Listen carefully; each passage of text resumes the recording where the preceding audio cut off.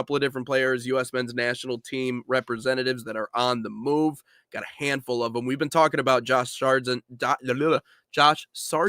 already. There we go. I got it out. Potentially coming back to Toronto. Maybe some more news on that front. You also got Jedi and Alex Freeman getting some big-time news. So, Ryan, you start wherever you want to start, but drop the news for us. Yeah, this is just transfer news, and I think this will parlay into our next topic about USL or MLS pathway, because some of these players are from the USL. But Alex Freeman, yesterday, it was confirmed that he'll be making a $4 million move to Villarreal in La Liga, of course.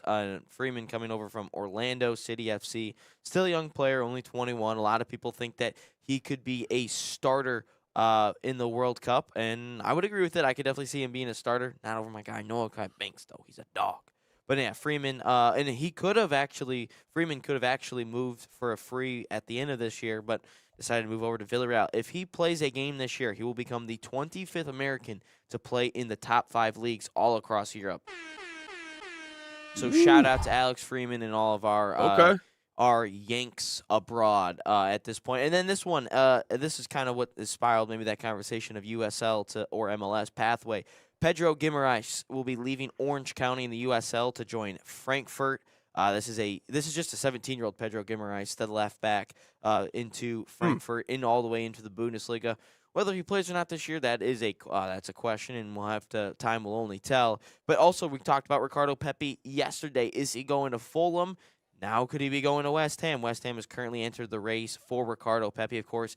$38 million is the price tag on Ricardo Pepi, or at least that is what it's been reported that Fulham wants to offer. And then another 19-year-old, this time Kelro Figueroa, loan move to FC Porto with an option to buy for $4 million after the fact. That's right, 11 goals in 12 games in the English Premier League too. That's just kind of like the academy ranks, the youth ranks there. That has nothing to do with the championship, which Wrexham is in. A little bit later on Wrexham in this hour. But that's another big move. And if people who don't know what an option to buy means, it just means that after the loan move is over, there is a set price tag on if the club wants to exercise that option, but that is the price. They don't even have to negotiate the price anymore, but that is the option after the fact. And then this one is interesting. Yesterday it was reported that in the summer, Jedi could be moving back to Merseyside, whether that's Everton or Liverpool. Seems to be leaning Liverpool over Everton at this point, simply because Andy Robertson is most likely on his way out, the long Scottish left back. The captain, he's been at the club forever. It feels like he could be on the move. Andy Robertson out to Tottenham, and Jedi Robinson could be his replacement. They really like. I think Robinson would thrive in this system. The overlapping runs that we see so much, the crosses into the box. That's the way he plays for Fulham. That's the way he plays for the U.S. men's national team. But I think a move out of all these moves, I think the Jedi move would be huge, because we've already known that Jedi is kind of arguably one of the best left backs in the Premier League already, before the injury, obviously. And he goes to a big side like Liverpool, who needs a new left back. They might be sending Shimikas back to Fulham in exchange for Antonee Robinson, so that opens up another outside back role for Antonee Robinson. But I think he would thrive in this system. The overlapping runs, the crosses, getting forward. That's the way Liverpool wants to play. I think it'd be a great move for Jedi. He's only 28 years old. Robertson on the way out. And I think this would be a phenomenal move for Jedi, because he's a really good player, but can he take that next step? And Nate, this could be a conversation maybe for another day, or maybe we can have it today. But it feels like now that the Americans, they're making their way overseas, but it feels like we kind of need to see more Americans start to dominate at the bigger clubs. Like we see Pulisic, AC Milan. We see McKennie with Juventus. Tyler Adams at Bournemouth. Bournemouth, not a big club.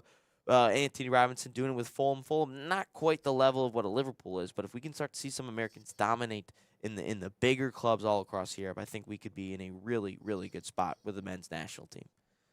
Is it safe to say that Alex Freeman is one of those players, or can be one of those players? I think can be. I wouldn't say yet. I think can be is a good one. Of course it's not a sure thing. I mean, he's coming out of the MLS. He is just 21 years old, so there are considerations. This is the trial period, right? This is his first real shot at playing in European football. So for Alex Freeman, I think everything is on the table. But I had mentioned it that looking at the younger group, right? Like let's go from anywhere from the 17 to the 21-year-old group for the players that are either representing the U.S. men's national team, whether it be on the U20, and we've highlighted a lot of those players, whether it be someone like Alex Freeman, who is obviously just outside of that group. He's 21 years old, now transferring out of Orlando. We've seen what he's done with the U.S. men's national team.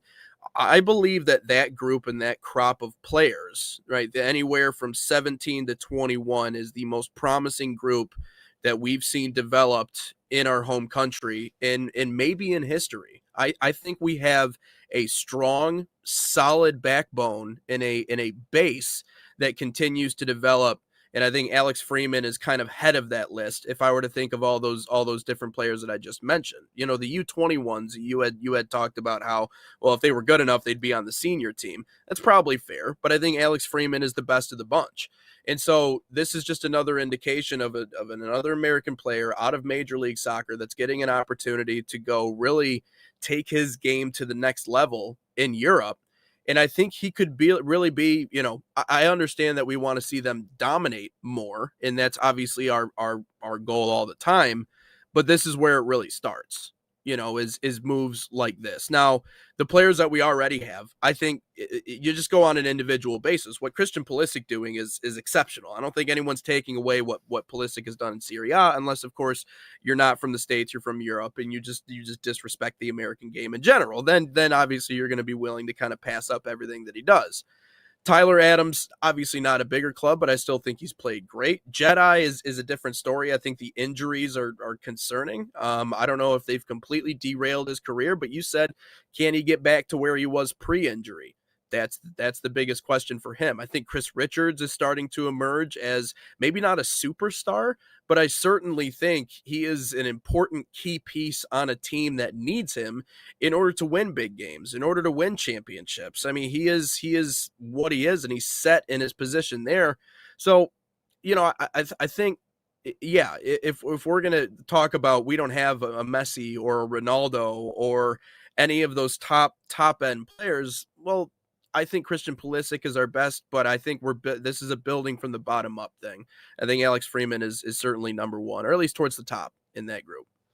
No, I agree with you, and I think age plays a little bit of a factor in at this point with a guy like Yeah, Alex Freeman. I mean, right. some of the guys that I listed there, Figueroa and Guimaraes. I mean, they're young Yeah, players. They're under 20 years old. I mean, at yeah, some point, like it's not like I don't think the U.S. will ever produce a Lamine Yamal or a Kylian Mbappe where they're killing it at age 16 or 17.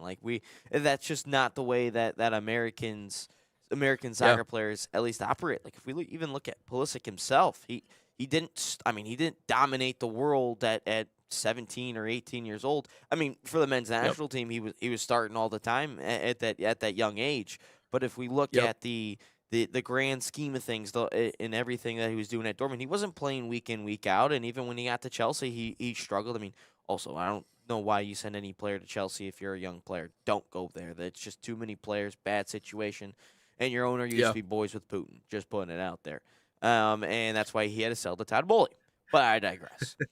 But then he goes over to AC Milan, gets week in, week out soccer, and he's dominating. And I would like to see, I would like to see some of these Americans, really dominate in. Like I would like to ultimately see Gio Reyna dominate week in, week out with the Borussia Mönchengladbach, to be yeah, honest with you, I really would like a player to dominate for a team like Bayern Munich or Real Madrid, Man City, Arsenal, those Liverpools. Like I would love to see Jedi play for Liverpool, but in terms of American soccer players, they don't dominate at such a young age, and I think it's a really good yeah. move for Alex Freeman to get over from the MLS side over to gosh, where's he going? Villarreal, La Liga. Sorry, I'm drawing a blank on Yeah, that one there.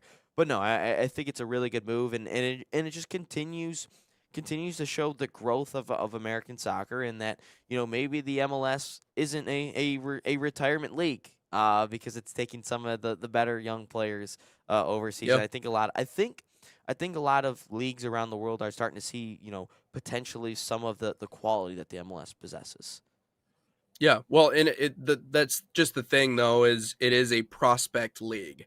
and we've seen that. It's either It is, prospect you league know, or it is retired a players. prospect league or a retirement league. Like that's the whole thing, is like you want to bridge it to where it's like somewhere in the middle, to where you're getting those players in their prime. It's just not at the moment. It's not something that the soccer world sees or that it respects. That's unfortunately, like, that's just, it's the world we live in. But yeah, there's, I mean, Noah Kai Banks is on that list. Not Paxton Aronson, right? I think is on that list as well, of the anywhere from 17 to 21 years old.